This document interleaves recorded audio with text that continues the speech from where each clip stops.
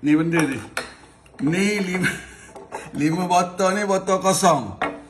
Ni minyak zaitun yang saya amal. Tapi ni memang sempat simpan. Ni botol terakhir tinggal sikit lagi. Zaitina ni. Alhamdulillah. Ada lagi botol tinggal Mekah baru ni. Tinggal di Terengganu saya. Alhamdulillah. Nak habis dah ni. Siapa pula baru. Alhamdulillah. Terima kasih Allah packaging dia. Macam ni tengok sikit atas. Itu linda ni. Itu linda. Tolong jangan campur saya. Jangan masuk cermin tu. Ni, tolong apa? Masya Allah. Kita beli satu, kita order satu karton terus senang. Kelebihan Zaitina.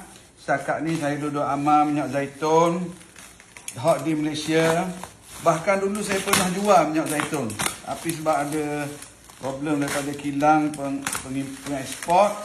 Cari alternatif. Sekarang ni saya rasa produk ataupun brand yang terbaik di Malaysia adalah Zaitina ni, minyak zaitun ni.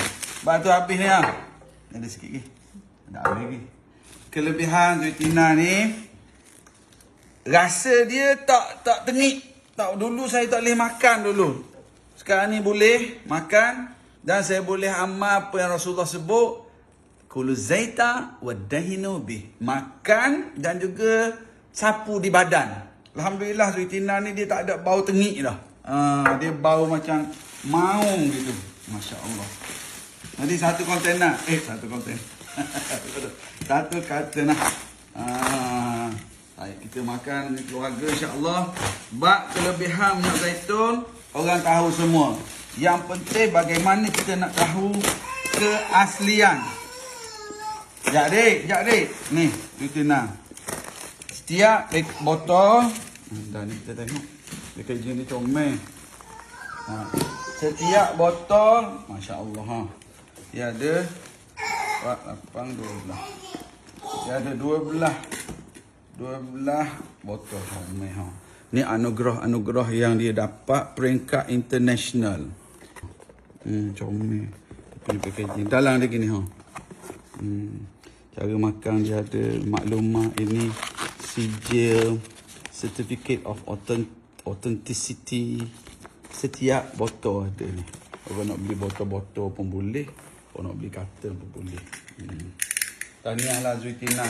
Bawa balik ke Malaysia produk yang berkualiti. Dia ciri minyak zaitun yang berkualiti. Bau dia tak tengik. Bau macam rumput. Kita potong daun-daun. Dan juga rasa dia kita boleh minum. Boleh minum direct. Tak ada masalah. Ini maklumat detail. Zaitina Malaysia. Dan dia support daripada kajian-kajian oleh beberapa lecturer dari UNIZA. Dia orang ada grant untuk buat kajian ni. Tengok sendiri lah. Tapi saya showkan sangat. Bagi saya, Alhamdulillah, saya jumpa dah produk minyak zaitun terbaik di Malaysia sekarang. Ni, Zaitina. Okay, kita boleh makan dan boleh sapu di badan.